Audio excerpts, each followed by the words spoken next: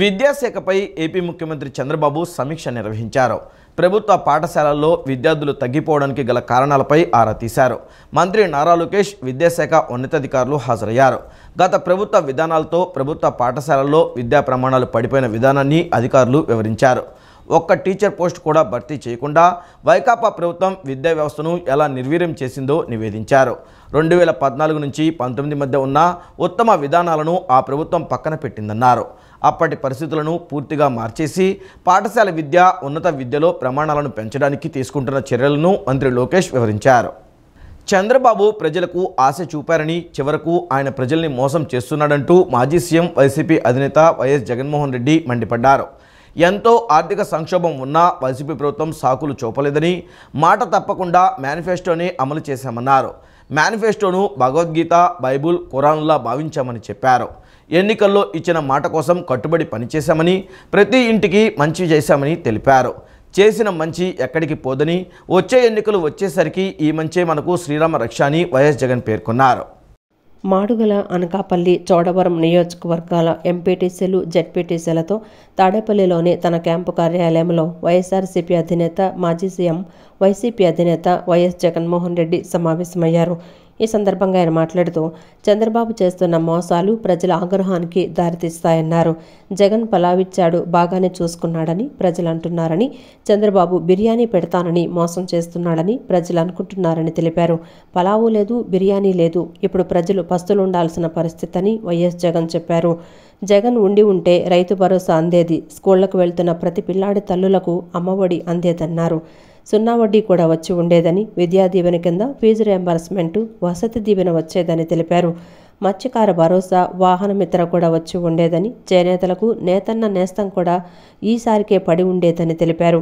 August నెలాఖరు లోపల ప్రతి ఏటా ఇవి మనమిచ్చామని, సహజంగానే పథకాలు అమలు జరిగిందని, ఇప్పుడు వైఎస్ఆర్సీపీ ప్రభుత్వం లేకపోవడంతో ఇవేమీ రావటం లేదని తెలిపారు. టీడీపీ ప్రభుత్వం ప్రతి అడుగులో కూడా మోసం కనిపిస్తోందన్నారు. ఈ మోసాలను చూస్తున్న ప్రజల్లో ఆగ్రహం మొదలవుతోందని, మళ్లీ మన పార్టీ ఘన విజయాన్ని సాధిస్తుందన్నారు. మోసాలకు, అబద్ధాలకు చంద్రబాబు నాయుడు, టీడీపీ పార్టీ అలవాటు పడిందని వైఎస్ జగన్ వెల్లడించారు. విద్య, ఐటీ, ఎలక్ట్రానిక్స్ శాఖల మంత్రి నారా లోకేష్ ప్రజా దర్బార్కు 25వ రోజు వినతులు వెల్లువెత్తాయి. ప్రతి ఒక్కరి విజ్ఞప్తిని పరిశీలించిన మంత్రి నారా లోకేష్ సత్వర పరిష్కారానికి సిబ్బందికి ఆదేశాలు జారీ చేశారు. విజయవాడ పీడబ్ల్యూ గ్రౌండ్స్లో నిర్మించిన డాక్టర్ బిఆర్ అంబేద్కర్ విగ్రహ ఆవిష్కరణ కార్యక్రమానికి షామియానాలు, డ్రింకింగ్ వాటర్ సరఫరా చేసిన తనకు గత వైసీపీ ప్రభుత్వం బిల్లులు చెల్లించలేదని, బిల్లుల మంజూరుకు ఆదేశాలు ఇవ్వాలని సిరిపల్లి నారాయణమూర్తి మంత్రి నారా లోకేష్ను కలిసి విజ్ఞప్తి చేశారు. ఆపదలో ఉన్న వారికి అండగా నిలుస్తున్న విద్య, ఐటీ, ఎలక్ట్రానిక్స్ శాఖల మంత్రి నారా లోకేష్ ప్రజా దర్బారుకు 25వ రోజు వినతులు వెల్లువెత్తాయి. ఉండవల్లిలోని నివాసంలో జరిగే ప్రజా దర్బారుకు మంగళగిరి నియోజకవర్గంతో పాటు రాష్ట్ర వ్యాప్తంగా ప్రజలు పెద్ద ఎత్తున తరలివచ్చారు. మంత్రిని నేరుగా కలిసి తమ సమస్యలను విన్నవించారు. ప్రతి ఒక్కరి విజ్ఞప్తిని పరిశీలించిన మంత్రి నారా లోకేష్ సత్వర పరిష్కారానికి సిబ్బందికి ఆదేశాలు జారీ చేశారు. మంగళగిరి నియోజకవర్గం ఉండవల్లి గ్రామంలోని జామాయిల్ తోట ప్రాంతంలో 300 మీటర్ల సిమెంట్ రోడ్డు నిర్మాణంతో పాటు డ్రైనేజీ సదుపాయం కల్పించాలని పి సంపత్ కుమార్ నారా లోకేష్ను కలిసి విజ్ఞప్తి చేశారు. ఆర్థిక ఇబ్బందులతో సతమతమవుతున్న తనకు ఉద్యోగం కల్పించి ఆదుకోవాలని మంగళగిరికి చెందిన తిరువీధుల నాగశ్రావణి కోరారు. రోడ్డు ప్రమాదంలో తమ కుమారుడు మృతి చెందాడని, ప్రమాద బీమా చెల్లింపుల్లో ఎదురవుతున్న ఇబ్బందులను తొలగించాలని దుగ్గిరాలకు చెందిన ఎస్ దుర్గా మల్లేశ్వరి విజ్ఞప్తి చేశారు. బ్రెయిన్ ట్యూమర్ వ్యాధితో బాధపడుతున్న తన కుమార్తెకు వైద్య సాయం అందించడంతో పాటు పెన్షన్ మంజూరు చేసి ఆదుకోవాలని మంగళగిరికి చెందిన మహమ్మద్ అబ్దుల్ ముజీబ్ విజ్ఞప్తి చేశారు. అద్దె ఇంట్లో జీవనం సాగిస్తున్న తనకు ఎలాంటి ఆధారం లేదని, ఇల్లు మంజూరు చేయాలని పోలకంపాడుకు చెందిన మోకా నారాయణమ్మ కోరారు. ఆయా విజ్ఞప్తులను పరిశీలించి అండగా ఉంటామని మంత్రి నారా లోకేష్ హామీ ఇచ్చారు. పౌర సరఫరాల శాఖను పూర్తిగా ప్రక్షాళన చేస్తామని మంత్రి నాదెండ్ల మనోహర్ తెలిపారు. వైకాపా పాలనలో ఓ కుటుంబం కాకినాడ పోర్టును అడ్డాగా మార్చుకుని రేషన్ బియ్యం అక్రమాలకు పాల్పడిందని ఆరోపించారు. రేషన్ బియ్యం అక్రమాల కేసులో విచారణ కొలిక్కి వచ్చిందని తెలియజేశారు. ఈ కేసులో ఎంతటి వారినైనా వదిలే ప్రసక్తే లేదని, చట్ట ప్రకారం వారిపై చర్యలు తీసుకుంటామని స్పష్టం చేశారు. కాకినాడలో ఏర్పాటు చేసిన మీడియా సమావేశంలో పౌర సరఫరాల శాఖ మంత్రి నాదెండ్ల మనోహర్ మాట్లాడారు. జూన్లో నిర్వహించిన తనిఖీల్లో 26,000 మెట్రిక్ టన్నుల బియ్యాన్ని స్వాధీనం చేసుకున్నామని వెల్లడించారు. రేషన్ బియ్యం అక్రమాల కేసులో విచారణ కొలిక్కి వచ్చిందని తెలిపారు. ఈ కేసులో ఎంతటి వారున్నా వదిలే ప్రసక్తే లేదని, చట్ట ప్రకారం వారిపై చర్యలు తీసుకుంటామని స్పష్టం చేశారు. కాకినాడ పోర్టు ఏర్పాటు చేసింది ఓ కుటుంబం కోసం కాదని, ఆంధ్రప్రదేశ్ భవిష్యత్తు కోసమని అన్నారు. ఈ ప్రాంతానికి పెట్టుబడులు రావాలన్న ఉద్దేశంతోనే పోర్టును ఏర్పాటు చేశారన్నారు. కానీ గత 5 ఏళ్లలో ఇక్కడికి ఇతరులెవరూ రాకుండా వైఎస్ఆర్ కాంగ్రెస్ పార్టీ నేతలు హుకుం జారీ చేసి అక్రమాలకు పాల్పడ్డారని తెలిపారు. మీడియా ప్రతినిధులకు అనుమతి లేకుండా చేశారని, ఇక్కడి రేషన్ బియ్యాన్ని నూకలు, ఉప్పుడు బియ్యం పేరుతో రీప్యాకింగ్ చేసి విదేశాలకు ఎగుమతి చేశారన్నారు. అక్రమాలకు పాల్పడిన వారెవరిని వదలం, చట్ట ప్రకారం కేసులు నమోదు చేసి చర్యలు తీసుకుంటామని తెలిపారు. త్వరలోనే 41A ద్వారా నోటీసులిచ్చి అరెస్టు చేస్తామని, కాకినాడ పోర్టులో పనిచేస్తున్న ఉద్యోగులు, హమాలీల సమస్యలను పరిష్కరిస్తామని నాదెండ్ల తెలిపారు. ఎన్ఫోర్స్మెంట్ అనేది మాత్రం కాంప్రమైజ్ లేదు. చెక్ పోస్ట్ పెట్టకూడదు, చెక్ పోస్ట్ పెడితే ఇబ్బంది అవుతుందనే భావన, ఆలోచన ఎవరికైనా ఉంటే దయచేసి విరమించుకోండి. ఎందుకంటే కాకినాడ పోర్టు ఏర్పాటు చేసింది లీగల్ యాక్టివిటీస్ కోసం, ఈ ప్రాంతానికి మంచి పెట్టుబడులు రావడం కోసం, ఈ ప్రాంతం అభివృద్ధి చెందాలి. ఇతర దేశాల నుంచి మన సరుకులు తెచ్చుకున్నప్పుడు లేదా మనం ఎగుమతి చేస్తున్నప్పుడు మంచి సౌకర్యం కల్పించాలని ప్రభుత్వం 400 ఎకరాలు దాదాపు ఒక ప్రైవేట్ యాజమానికి ఆ రోజున దారదత్తం చేశారు. ప్రభుత్వానికి వచ్చేది ఏం లేదు దీంట్లో. ఇందాక నేను వివరాలు తెప్పించుకుంటే నేనే ఆశ్చర్యపోయాను. 400 ఎకరాలకి గాను ప్రభుత్వానికి వచ్చే సంవత్సరానికి కేవలం 40 కోట్ల రూపాయలు. దానికోసం కాదు, ప్రజల కోసం ఇక్కడ మంచి వెసులుబాటు కల్పించాలి, సదుపాయాలు ఏర్పాటు చేయాలనే ఆలోచనతో ఇన్ఫ్రాస్ట్రక్చర్ని ప్రమోట్ చేస్తూ ప్రభుత్వం తీసుకున్న నిర్ణయం ఇది. సో కాకినాడ పోర్టు ఏ కుటుంబానికో ఒక వ్యక్తికో సంబంధించింది కాదు, ఈ రాష్ట్ర ప్రజల ఆస్తి ఇది. ఆస్తి కాపాడాల్సిన బాధ్యత కూడా మా పైన ఉంటుంది. సో ఎటువంటి ఇల్లీగల్ యాక్టివిటీ కూడా కాకినాడ పోర్టు నుంచి వాళ్ళు సాగించుకోవాలనుకుంటే మాత్రం అది జరగదు. దాన్ని అరికట్టడానికి కోసం మేము ఒక ప్రయత్నం చేస్తున్నాం. స్వార్థం లేకుండా నిజాయితీగా ప్రతి లారీని చెక్ చేస్తాం. లారీ చెక్ చేసిన తర్వాత సరుకు సరిగ్గా ఉంటే ఇబ్బంది పెట్టకుండా ఇమీడియట్గా పంపిస్తాం. దానికి 2 విధాలుగా టెస్టులు చేస్తున్నారు మా వాళ్ళు. ఒకటి ఏంటంటే ప్రతి బస్తాలో కూడా పోక్ చేసి శాంపిల్ తీసుకొని ఫిజికల్గా చెక్. తుంగభద్ర డ్యాం యుద్ధ ప్రాతిపదికన గేట్లను ఏర్పాటు చేస్తామని మంత్రి పయ్యావుల కేశవ్ తెలిపారు. వరద కొనసాగుతుండగానే గేట్లు ఏర్పాటు చేసే ప్రయత్నం చేస్తున్నామని అన్నారు. బోర్డు ఏ నిర్ణయం తీసుకున్నా సపోర్ట్ చేయమని ముఖ్యమంత్రి ఆదేశించారని చెప్పారు. రిటైర్డ్ అధికారి కన్నయ్య నాయుడు ప్రత్యామ్నాయ మార్గాలు సూచించారని అన్నారు. దేశంలోని ఇంజనీర్లు తుంగభద్ర డ్యాం వైపు చూస్తున్నారని చెప్పారు. నిపుణులు సూచించిన మార్గాలను కర్ణాటక, ఏపీ ప్రభుత్వాలు పాటించేందుకు సిద్ధంగా ఉన్నాయని మంత్రి పయ్యావుల కేశవ్ తెలిపారు. తుంగభద్ర డ్యామును మంత్రులు పయ్యావుల కేశవ్, నిమ్మల రామానాయుడు పరిశీలించారు. ఈ సందర్భంగా మీడియాతో మంత్రి పయ్యావుల మాట్లాడుతూ బోర్డు ఏ నిర్ణయం తీసుకున్నా సపోర్టు చేయమని ముఖ్యమంత్రి ఆదేశించారని తెలిపారు. రిటైర్డ్ అధికారి కన్నయ్య నాయుడు ప్రత్యామ్నాయ మార్గాలు సూచించారని అన్నారు. 3 సంస్థలకు గేట్ల నిర్మాణ బాధ్యతలు అప్పగించామని వివరించారు. అత్యంత పురాతన డ్యామ్ అని, రాతి కట్టడంతో నిర్మించారని తెలిపారు. డ్యామ్ నిర్మాణంలో ఎంతో నైపుణ్యం ఉండాలని చెప్పారు. నీళ్లు అత్యంత వేగంగా పోతున్నాయని, టెక్నికల్గా చాలా ఇబ్బందులు ఉన్నాయని అన్నారు. కర్ణాటక, ఏపీ ప్రభుత్వాలు కలిసి ఎఫర్ట్స్ పెడుతున్నాయని వెల్లడించారు. ముఖ్యమంత్రి సిద్ధరామయ్య తుంగభద్ర డ్యామును పరిశీలించిన తర్వాత పనులను ప్రారంభిస్తామని అన్నారు. డ్యామును చూడడానికి సందర్శకులకు అనుమతి లేదని, అత్యంత ప్రాధాన్యతతో పనులు చేస్తున్నామని మంత్రి పయ్యావుల కేశవ్ వెల్లడించారు. 2 కోట్లు, 4 కోట్లు, 5 కోట్లు పెడితే గేట్ అయిపోయే పరిస్థితి ఉంది. కానీ నష్టం వేల కోట్లలోకి వెళ్ళిపోతా ఉంది. నీటి ప్రవాహం ఉండగానే గేటు దించాలా, నీటి ప్రవాహం ఆగిన తర్వాత దించాలా, ఇట్లా రకరకాలమైనటువంటి టెక్నికల్ సమస్యలు ఉన్నాయి. దాని మీద నిపుణులు కూర్చొని నిర్ణయం తీసుకుంటారు. అప్రాపరేట్ ఏది అనేటువంటిది మనం పొలిటికల్గా దాంట్లో ఎవరం కూడా జోక్యం చేసుకోవడం లేదు. వాళ్ళ నమ్మకాన్ని, వాళ్ళ ధైర్యాన్ని, సిడబ్ల్యూసి గైడెన్స్ని బట్టి ఏ స్థాయిలో గేట్ దించాలి అనేటువంటిది, అంటే నీళ్లు వరద కొనసాగుతూ ఉండగానే ఆపే ప్రయత్నం చేయడమా, పూర్తి పోయిన తర్వాత చేయడమా, ఇట్లాంటి అనేక నిర్ణయాలు ఉన్నాయి. ఇవన్నింటినీ కూడా భగవంతుడు మనకు సహకరించాలని చెప్పి నేను కోరుతా ఉన్నాను. కరువు సీమ ప్రాంతాలని కాపాడడానికి ఉన్న ఏకైక project drinking water life line.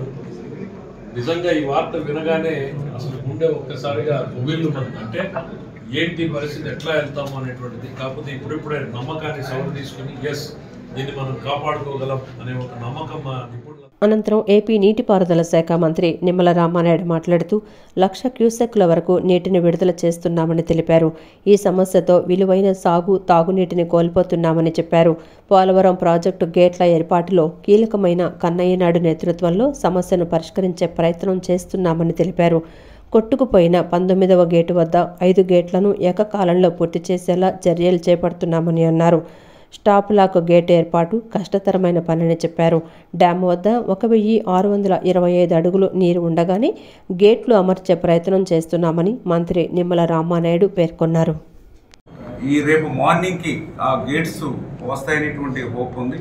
ఆ రకంగా రేపు మార్నింగ్ నుంచి స్టార్ట్ చేసుకుని ఇక్కడ కూడా ఛాలెంజింగ్, ఎందుకంటే జనరల్గా ఆ ఫ్లో ఉన్నప్పుడు, ఆ ఫ్లడ్ వాటర్ ఉన్నప్పుడు ఆ గేట్స్ని మనం స్టాప్ లాక్ గేట్స్ ఏవైతే ఉన్నాయో వాటిని ఏర్పాటు చేయడం కొంచెం క్లిష్టతరమైనటువంటి పని. అందుకనే జనరల్గా ఇప్పుడు ఏదైతే ఇది దగ్గర 1633 ఏదైతే స్క్వేర్ ఫీట్కి ఫుల్ రిజర్వాయర్ కెపాసిటీ ఏదైతే ఉందో దాన్ని 1613కి అంటే టోటల్గా తగ్గిపోయిన తర్వాత ఈ గేట్స్ని అమర్చాలంటే ఈజీగా వర్క్ కొంత ముందుకు వెళ్తుంది. కానీ దానివల్ల 105 టీఎంసీల నుంచి 40 టీఎంసీలకి రిజర్వాయర్ కెపాసిటీ పడిపోతుంది. ఫ్యూచర్లో ఫోర్కాస్ట్లో మనకి ఫ్లడ్ వాటర్ రాకపోతే కింద రబీ మాట దేవుడు ఎరుగు, ఖరీఫ్ కూడా నీరు ఉందనేటువంటి పరిస్థితి, త్రాగునీరు కూడా ఇబ్బంది అవుతుంది. ఆ ఉద్దేశంతో కరుణానాయుడు గారు ఇంజనీరింగ్ వీళ్ళందరూ కూడా మళ్ళీ సిడబ్ల్యూఎస్ని ఒప్పించి వాళ్ళకు కూడా డైరెక్షన్ పంపించి ఏదైతే 1613 అడుగుల వరకు నీటిని వృధాగా పోనివ్వకుండా అట్లీస్ట్ రేపు మార్నింగ్కి అంటే 1625 అడుగుల నీరు ఉండగా ఈ యొక్క గేట్స్ని ఆపరేట్ చేయడానికి ప్రయత్నం. కృష్ణా గోదావరి పవిత్ర సంగమం వద్ద నవహారతులను పునరుద్ధరిస్తామని దేవాదాయ శాఖ మంత్రి ఆనం రామనారాయణ రెడ్డి అన్నారు.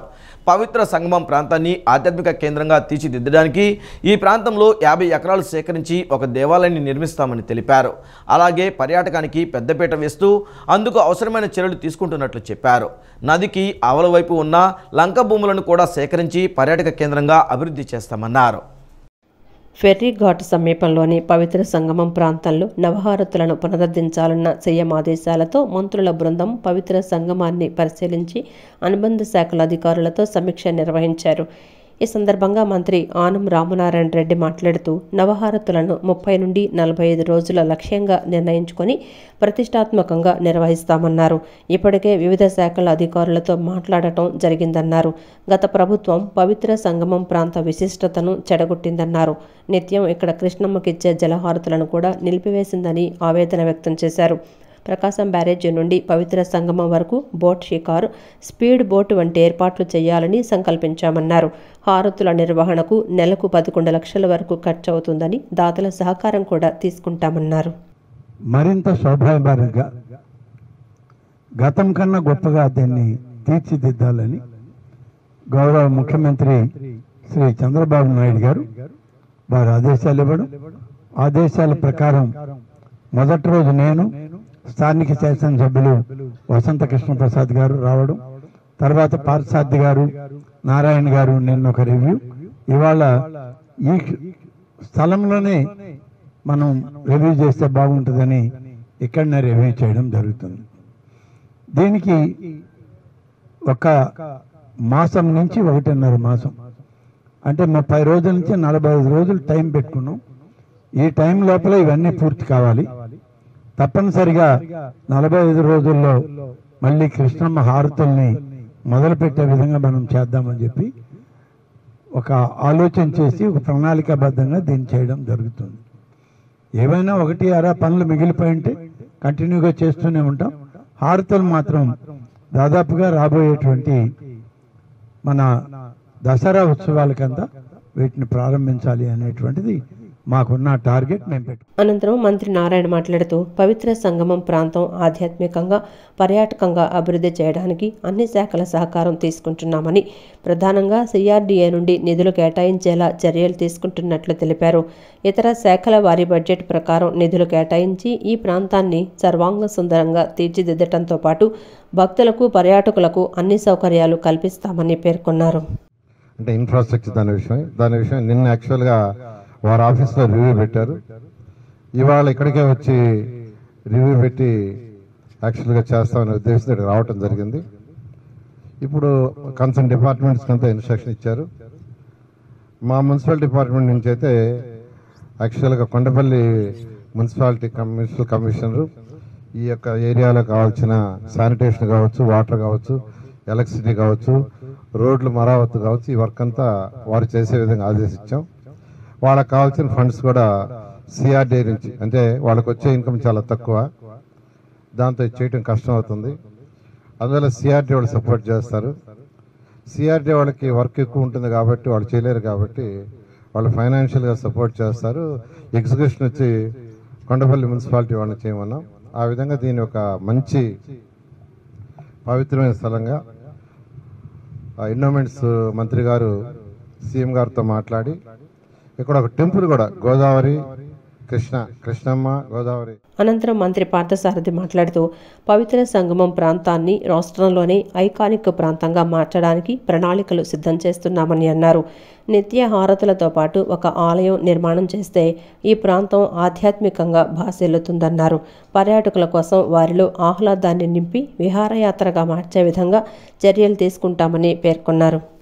జిల్లాలో ఇది ఒక ఐకానిక్ ప్లేస్గా మారటానికి అవకాశం ఉన్న స్థానం. ఇది పవిత్రతో పాటు మంచి లొకేషన్ కూడా, కాబట్టి దీన్ని అభివృద్ధి చేసుకుంటే బాగుంటుంది అనేది నా అభిప్రాయం. దానికి తోడు దీన్ని ఒక ఆధ్యాత్మిక సెంటర్గా డెవలప్ చేయాలంటే హారతులు ఒక్కటే సరిపోవు. ఇక్కడ ఒక మంచి గుడి, పెద్ద గుడి, ఏదో చిన్న గుడిలా కాకుండా టీటీడీ సహకారం, ఎన్విరాన్మెంట్ సహకారం మంత్రి గారు ఆలోచించి ఒక పెద్ద గుడిని గనక ఏర్పాటు చేస్తే ఇది ఒక పుణ్యక్షేత్రం లాగా మనం భవిష్యత్తులో తీర్చిదిద్ది దానికి అకామిడేషన్స్ అంటే కాటేజెస్ కానీ అవన్నీ కూడా ఏర్పాటు చేస్తే బాగుంటుంది. దాంతోపాటు ఈ వాటర్ ప్రకాశం బ్యారేజ్ దగ్గర నుంచి ఇక్కడి వరకు కూడా సర్టన్ లెవెల్ మెయింటైన్ అవుతూనే ఉంటుంది సమ్మర్లో కూడా. కాబట్టి స్పోర్ట్స్ వరద వచ్చినప్పుడైతే కొంచెం ఎక్కువ వస్తుంది, అదర్వైజ్ ఎప్పుడు కూడా వాటర్ లెవెల్ మెయింటైన్ అవుతా ఉంటుంది. కాబట్టి ఈ వాటర్ స్పోర్ట్స్ కూడా బోటింగ్ ప్రకాశం బ్యారేజ్ నుంచి దాదాపు 3-4 కిలోమీటర్ 5-6 కిలోమీటర్లు ఉంటుందేమో వాటర్లో. సో ఇంత మంచి బోటింగ్ ఉంటే ఈ సెంటర్ కూడా అలైడ్గా డెవలప్ అవుతుంది, కాబట్టి అదొకటి ఆలోచన చేయాలి.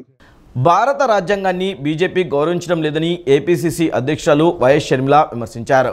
వక్ఫ్ చట్ట సవరణతో మైనార్టీల మనోభావాలను దెబ్బతీసేలా చర్యలు తీసుకుందని వ్యాఖ్యలు చేశారు. సెబీ ఆదాని అంశం ఈ సమావేశంలో చర్చకు వచ్చిందన్నారు. సెబీని తన గుప్పెట్లో పెట్టుకుని ఆదానిని కాపాడుతున్నారన్నారు. రాబోయే రోజుల్లో రాజ్యాంగేతరంగా బీజేపీ వ్యవహరిస్తున్న తీరుపై కాంగ్రెస్ పోరాటం చేస్తుందన్నారు. కులగణనపై గ్రామ స్థాయిలో పోరాటాలు చేయబోతున్నట్లు ఏపీసీసీ అధ్యక్షురాలు వైఎస్ షర్మిల తెలిపారు. అవినీతి రహిత పాలనంటూ బీజేపీ గొప్పలు చెప్తోందని, కానీ అదానీ మోడీల అవినీతిని రాహుల్ గాంధీ ఎప్పుడో ఎండగట్టారన్నారు. అదానీ మోడీ గ్రూపు, అదానీ మోడీ బినామీ అంటూ వ్యాఖ్యలు చేశారు. అదానిని కాపాడే విషయంలో మోడీ చేస్తున్న ప్రయత్నాలను ఎండగడతామని చెప్పారు. క్షేత్రస్థాయిలోకి మోడీ అవినీతిని తీసుకువెళ్లేలా కార్యాచరణ ఉండబోతోందని వైఎస్ షర్మిల పేర్కొన్నారు.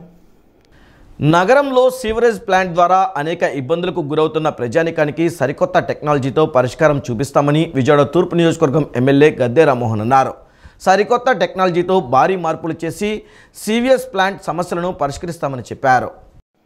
విజయవాడ తూర్పు నియోజకవర్గంలోని 15వ డివిజన్ రామలింగేశ్వర్ నగర్ పుట్టరోడ్డు ఏరియాలో ప్రజా సమస్యలపై స్థానిక శాసనసభ్యులు గద్దె రామ్మోహన్ పర్యటించారు. ఈ సందర్భంగా ఆయన మాట్లాడుతూ విజయవాడ నగరం మొత్తానికి ఒక సేవరేజ్ ప్లాంట్ నిర్మించడం జరిగిందని చెప్పారు. ఆ సేవరేజ్ ప్లాంట్ లేకపోతే నగరం మొత్తం మురికివాడగా మారిపోయి ఉండేదని అన్నారు. కానీ అదే సేవరేజ్ ప్లాంట్ చుట్టుప్రక్కల ఉండేవారికి అనేక ఇబ్బందులను కలుగజేస్తోందని చెప్పారు. ఒక మంచితో పాటుగా చెడును ఇక్కడి ప్రజానీకం ఎదుర్కోవాల్సి వస్తోందని ఆవేదన వ్యక్తం చేశారు. నగరంలో సేవరేజ్ ప్లాంట్ ద్వారా అనేక ఇబ్బందులకు గురవుతున్న ప్రజానీకానికి సరికొత్త టెక్నాలజీతో పరిష్కారం చూపిస్తామని అన్నారు. సరికొత్త టెక్నాలజీతో భారీ మార్పులు చేసి సేవరేజ్ ప్లాంట్ సమస్యలను పరిష్కరిస్తామని గద్దె చెప్పారు. వాళ్ళ వస్తువులన్నీ కూడా మన కళ్ళ ముందు నల్లగా మారిపోతున్నాయి. ఏసీలు పెట్టుకుంటే ఏసీలు రాలిపోతున్నాయి. ఇంట్లో మోటార్ సైకిల్ పెట్టుకుంటే మోటార్ సైకిల్ కూడా పెచ్చులు ఊడిపోయి ఒక ఇనుముని తుప్పి తినేస్తుందో ఆ గ్యాస్లు ఆ విధంగా ఇబ్బంది పెడతా ఉన్నాయి. ఇవన్నీ కూడా ఏదైనా ఐఐటి ఇక్కడున్న ఇంజనీర్ గారు కూడా ఆయన హైలీ క్వాలిఫైడ్ ఉన్న దాంట్లో బెటర్గా డెవలప్ చేయడానికి ప్రయత్నం చేస్తున్నారు. దాంతో వారికి తోడుగా ఇంకా లేటెస్ట్గా ఐఐటి స్టూడెంట్స్ వీళ్ళందరూ కూడా ఒక ఐఐటికి దాని ఇన్వెస్టిగేషన్ కూడా పంపించాలని చెప్పి నాకు ఒక ఐడియా ఉంది. అది కమిషనర్ గారి దృష్టి కూడా పెట్టాలా. వీళ్ళందరినీ పబ్లిక్ ఎవరైతే ఉన్నారో ఈ వాసన ఇప్పుడు మనం ఉన్నంతసేపు కూడా ఏదో రకమైన వాసన, అది సీవేజ్ వాసన కావచ్చు, ఈ గ్యాసెస్ వాసన కావచ్చు, రకరకాల ఇబ్బందులకి అది ఖచ్చితంగా ఉన్న సమస్య మాత్రం తీవ్రతరం. ఈ దాంట్లో ఎలాంటి ఆలోచన లేదు. దాన్ని బెటర్మెంట్ చేయడానికి వచ్చిన లేటెస్ట్ టెక్నాలజీని ఉపయోగించడానికి అవకాశాలు ఉన్న ఇంజనీర్గా చెబుతున్నారు. అవి ఎక్విప్మెంట్ కూడా వస్తుందని చెబుతున్నారు. మన వాళ్ళు ఇంకా ఎక్విప్మెంట్ వచ్చి ఇంకా మురుగు పెరుగుద్దనే అభిప్రాయంలో వస్తాయి. ఎందుకంటే వాళ్ళు పడిన బాధ అటు అనిపిస్తూ ఉంది. బట్ నేను కూడా ఒక సైంటిస్ట్ని కాబట్టి కొత్తగా వచ్చే మిషనరీ మనకి ఎక్కువ ఉపయోగపడుద్ది. అవసరమైతే పాత మిషనరీని డిస్మాంటిల్ చేసినా కొత్త మిషనరీ పెట్టాల్సిన అవసరం ఉంది. దానికే ఒకసారి మేము స్టడీ చేసి తప్పకుండా వీళ్ళ బాధ నుంచి విముక్తి చేయడానికి ప్రయత్నం చేయాలి. మధ్యాహ్నం వెళ్ళి ఎమ్మెల్యే గారిని కలిసి ఈ రోడ్డు వాస్తువులు అందరూ 20-25 మంది ఎమ్మెల్యే ఈ రకంగా సమస్య ఉంది అని చెప్పేపాటికి రాత్రి 8ంటికి ఫోన్ చేసి 9ంటికల్లా అక్కడ మన ప్రోగ్రాం పెట్టండి, ముందు అక్కడ సమస్య చూడాలి అని వాళ్ళ 9ంటికల్లా ఇక్కడికి వచ్చి అధికారులతో కలిసి మొత్తం సెప్టీ డ్యామ్ పరిశీలించడం జరిగింది. సమస్య అయితే చాలా తీవ్రంగా ఉంది. కాకపోతే అధికారులు కూడా ఇప్పుడు తెలియపరిచింది ఏంటంటే 6 నెలల్లో చాలా వరకు సాల్వ్ అవుతుందని చెప్పారు. ఆ సమస్యను 6 నెలల్లో సాల్వ్ చేసి ఇక్కడ ప్రజలందరికీ విముక్తి కలగాలని కోరుకుంటూ సెలవు తీసుకుంటారు. 36 ఏళ్లుగా రమేష్ హాస్పిటల్స్ అత్యున్నత వైద్య విధానాలతో ప్రజలకు వైద్య సేవలు అందిస్తుందని hospital MD doctor Ramesh Babu అన్నారు. అత్యున్నత నాణ్యమైన వైద్య సేవలందించే మేయో క్లినిక్, క్లీవ్లాండ్ క్లినిక్ల స్ఫూర్తితో ప్రత్యేకమైన వెల్నెస్ సెంటర్లు ఏర్పాటు చేయాలని భావిస్తున్నట్లు తెలిపారు. త్వరలోనే అమరావతి రాజధాని ప్రాంతంలో క్వాటర్నరీ కేర్ హాస్పిటల్ను ప్రారంభించేందుకు సన్నాహాలు చేస్తున్నట్లు రమేష్ బాబు వెల్లడించారు. రమేష్ హాస్పిటల్ 36వ వార్షికోత్సవం విజయవాడ బందర్ రోడ్డులోని ఓ హోటల్లో ఘనంగా నిర్వహించారు. ఈ సందర్భంగా పలువురు వైద్యులు, సిబ్బందితో hospital MD doctor Pothineni Ramesh సమావేశమై సిబ్బందికి కృతజ్ఞతలు తెలిపారు. అనంతరం ఏర్పాటు చేసిన విలేకరుల సమావేశంలో ఆయన మాట్లాడుతూ రోగులకు వైద్య సేవే లక్ష్యంగా హాస్పిటల్ను ఏర్పాటు చేసి అనేక మందికి వైద్య సేవలు అందించినట్లు తెలిపారు. విజయవాడ, గుంటూరు, ఒంగోలులో 925 పథకాలతో మల్టీ సూపర్ స్పెషాలిటీ సేవలు అందిస్తున్నామని అన్నారు. 1988లో ఆసుపత్రి ప్రారంభించినప్పటి నుండి ఇప్పటి వరకు నూతన వరవడితో ముందుకు వెళ్తున్నామని అన్నారు. ప్రపంచంలోనే అత్యున్నత నాణ్యమైన వైద్య సేవలు అందించే మేయో క్లినిక్, క్లీవ్లాండ్ క్లినిక్ల స్ఫూర్తితో ప్రత్యేకమైన వెల్నెస్ సెంటర్లను ఏర్పాటు చేయాలని భావిస్తున్నట్లు తెలిపారు. అమరావతి రాజధాని ప్రాంతంలో అతి త్వరలోనే క్వాటర్నరీ కేర్ హాస్పిటల్ను ప్రారంభించేందుకు సన్నాహాలు చేస్తున్నట్లు రమేష్ బాబు వెల్లడించారు. కాలానుగుణంగా వైద్య రంగంలో వస్తున్న వైద్య పరికరాల ఆవిష్కరణలను ఎప్పటికప్పుడు అప్గ్రేడ్ చేసుకుంటూ ముందుకు వెళ్తున్నామని అన్నారు. గోల్డెన్ అవర్ కాన్సెప్ట్ను తీసుకొచ్చి ప్రజల్లో గుండె జబ్బులపై అవగాహన తీసుకొచ్చామని పేర్కొన్నారు. రమేష్ హాస్పిటల్ అంటే కార్డియాలజీ అనే అపోహ ఉండేదని, కానీ తాము అన్ని వైద్య సేవలను అందించడం జరుగుతోందన్నారు. చిన్న ప్రిమిటివ్ ఇన్స్టిట్యూట్తో స్టార్ట్ చేసి ఈ రోజున coastal health corridor multi speciality smart hospital chain మేము ప్రారంభించగలిగాం. దీనికి ఈ ప్రాంత ప్రజలు మా మీద ఉంచుకున్నటువంటి నమ్మకం అండ్ మేము ట్రాన్స్పరెన్సీ మెయింటైన్ చేయటం, ఎప్పటికప్పుడు సైంటిఫిక్ అడ్వాన్సెస్ పొందుపరుచుకోవటం, అలాగే మిగిలినటువంటి మంచి కన్సల్టెంట్స్ని తీసుకురావడం చాలా కష్టం. అయ్యేది కన్సల్టెంట్స్ తీసుకురావడం హైదరాబాద్ నుంచి కానీ చెన్నై నుంచి కానీ. And we used to pay almost 1.5-2 times more what they were paying, much more than that also. So ఈ విధంగా ఇప్పుడు మేము ఈ స్మార్ట్ హాస్పిటల్ అంటే మీ అందరికీ చాలామందికి అవగాహన కొంత ఉంటుంది. అంటే patient care, patient experience and then different hospitals ఇప్పుడు హబ్స్ ఉన్నాయి, విజయవాడ, గుంటూరు, ప్రకాశం డిస్ట్రిక్ట్ అలాగా. ఇట్లా మనం సెంట్రల్ కమాండ్ స్టేషన్ ఉంది. అక్కడ సెంట్రల్ కమాండ్ స్టేషన్ నుంచి we monitor all the patients. ఏదైతే సిక్ పేషెంట్స్ ఉంటారో వాళ్ళందరినీ కూడా మేము మానిటర్ చేస్తాం. సో ఈ విధంగా ఒక స్మార్ట్ హాస్పిటల్ చైన్కి మేము ఎక్స్టెండ్ అవ్వగలిగాము, కొంచెం దీన్ని ఎస్కలేట్ చేయగలిగాం. సో దీంట్లో అన్ని సిక్ పేషెంట్స్ అందరినీ ట్రాన్స్పోర్ట్ చేసేటప్పుడు కానీ, ఎమర్జెన్సీ రూమ్ కానీ, లేకపోతే ఏ హాస్పిటల్లో ఎక్కడ ఏదైనా సరే ఆపరేటివ్ రూము, క్యాత్ ల్యాబ్ అన్నీ మేము మానిటర్ చేయగలం ఇక్కడి నుంచి సెంట్రల్ మానిటరింగ్. తెలుగు రాష్ట్రాలలో గత 22 సంవత్సరాలుగా ఎనలేని సేవలు అందిస్తున్న బిగ్సీ మొబైల్ స్టోర్ ద్వారా వినియోగదారులు నాణ్యమైన ఫోన్లు, మంచి సర్వీస్ను అందిస్తూ మన్నలు పొందుతుందని సెంట్రల్ నియోజకవర్గ ఎమ్మెల్యే బోండా ఉమామేశ్వరరావు అన్నారు. స్వాతంత్ర దినోత్సవం సందర్భంగా వినియోగదారులకు నచ్చే విధంగా బిగ్సీ షోరూం ప్రత్యేకమైన తగ్గింపు ఆఫర్లు ప్రకటించింది.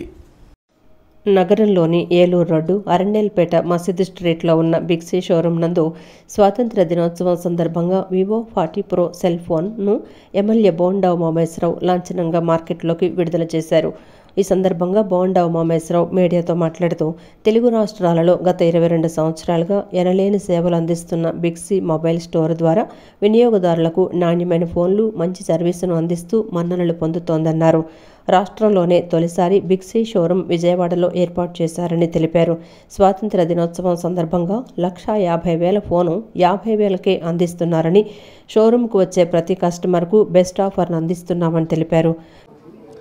గత 22 సంవత్సరాలుగా మొబైల్ రంగంలో ఎన్లైన్ సేవలు అందిస్తున్నటువంటి తెలుగు రాష్ట్రాలు రెండింటిలో కూడా మొట్టమొదటి సెల్ ఫోను సంస్థ బిగ్సీ. ఈరోజు బిగ్సీ మరి అనేకమైనటువంటి కంపెనీలు నాణ్యమైనటువంటి అనేకమైనటువంటి బ్రాండ్స్ తీసుకొచ్చి ప్రజలకు అందుబాటు ధరలో ఉండటం వల్ల ప్రజలు కొత్త టెక్నాలజీ 1,50,000 2 లక్షలు ఉండే ఫోన్ని ఇవాళ విపో కానీ అప్పు కానీ వీటిలో మరి 4G అని సిరీస్ 50,000కే 55,000కే అందించడం అనేది చాలా సౌకర్యంగా ఉంటుంది. ఇవాళ కొత్త టెక్నాలజీని ప్రజలు ఆదరిస్తూ ఉన్నటువంటి తరుణంలో ఇలాంటి ఎన్ని మోడల్స్ వచ్చినా సరే సక్సెస్ అవుతాయి. ఇలాంటి నమ్మకమైన సంస్థలో కొనే ఫోన్కి సర్వీసింగ్ కానీ దానికి సంబంధించిన యాక్సెసరీస్ కానీ అన్నీ కూడా అందుబాటులో ఉంటాయి. నేను బిగ్సీలో ఇంతకుముందు కూడా ఫోన్ ఓపెన్ చేశాను. ఇవాళ 4Oని ఓపెన్ చేయడం జరిగింది. చాలా సంతోషం. All the best Big C staff.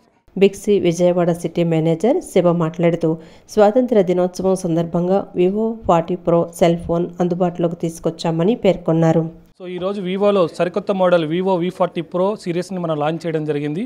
So ఈ మోడల్ ఫీచర్స్ పరంగా, స్పెసిఫికేషన్స్ పరంగా మార్కెట్లోని కాంపిటీషన్స్కి ధీటుగా మనం లాంచ్ చేయడం జరిగింది.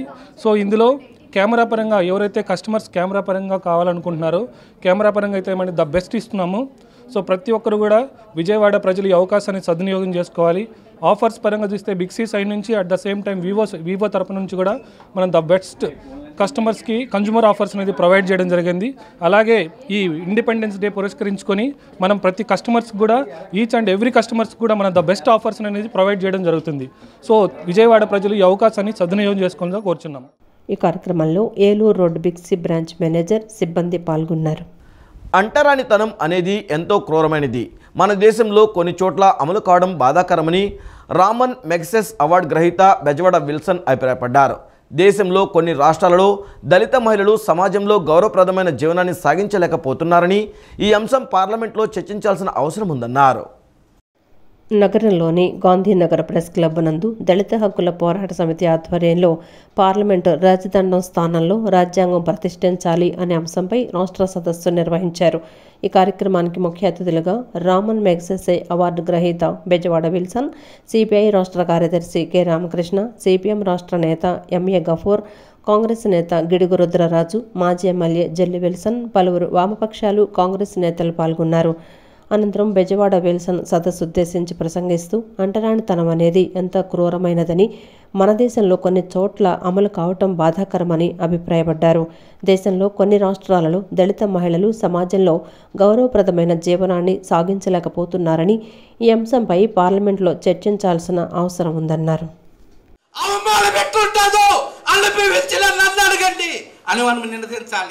మహిళలు బయటికి రావాలి, వాళ్ళు చెప్పాలి అవమానం అంటే ఎలాగుంటుందో, కులం అంటే ఎంత దాష్టికమైనదో, అవమానకరమైనదో. ఆ కులము వలననే ఈ దేశంలో దాదాపు అనేక లక్షల మంది చేత పెంటని చేతులతో ఎత్తించారు. దానికి ఏంటి ఆధారం? కులం, జాతి. దాని ఆధారంగా వచ్చినటువంటి వృత్తుల్లో మాన్యువల్ స్కావెంజింగ్ కూడా ఒకటే. ఆ వృత్తిని ఇంకా కొనసాగిస్తూ ఉన్నారు ఈ దేశంలో. నరేంద్ర మోదీ 2,000 లక్షల కోట్ల రూపాయలు ఖర్చు పెట్టి స్వచ్ఛ భారత్ అని ఒక అభియాన్ చేశాడు. దొడ్లు కట్టించాడు. అన్ని చోట్ల ఉన్న దొడ్లు సరిపోవంట 5 కోట్ల దొడ్లు కట్టించాడు.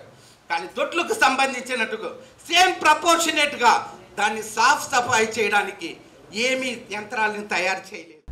మానవ సేవయే మాధవ సేవగా పరిగణించి సర్వ మానవుల్లో చైతన్యం కలగాలని శ్రీ పరంజ్యోతి మానవ సేవా సమితి కన్వీనర్ ఉట్టి నాగేశ్వరరావు ఆకాంక్షించారు. అందరూ ఆరోగ్యంగా ఉండడానికి, కుటుంబంలో సుఖశాంతులు కలిగి బాంధవ్యాలు మెరుగుపడటం కోసం 108 కలశాలతో ఆగస్టు 15న చిట్టినగర్లోని తమ ఆలయం నుంచి పురవీధుల్లో తిరిగి ఆలయానికి చేరుకుని అష్టలక్ష్మి పూజ చేస్తున్నట్లు తెలియజేశారు. శ్రీ పరంజ్యోతి మానవ సేవా సమితి ఆధ్వర్యంలో భవానీపురంలోని వెంకట సాయిశ్రీ వృద్ధాశ్రమంలో వృద్ధులకు దుప్పట్ల పంపిణీ కార్యక్రమం నిర్వహించారు. ఈ సందర్భంగా సేవా సమితి కన్వీనర్ ఉట్టి నాగేశ్వరరావు మాట్లాడుతూ అమ్మ పుట్టినరోజు ఆగస్టు 15 సందర్భంగా పలు సేవా కార్యక్రమాలను నిర్వహిస్తున్నట్లు తెలిపారు. వృద్ధాశ్రమాలలో దుప్పట్ల పంపిణీ, ఎలిమెంటరీ స్కూల్ విద్యార్థులకు పుస్తకాల పంపిణీ వంటి కార్యక్రమాలను నిర్వహిస్తున్నట్లు తెలిపారు.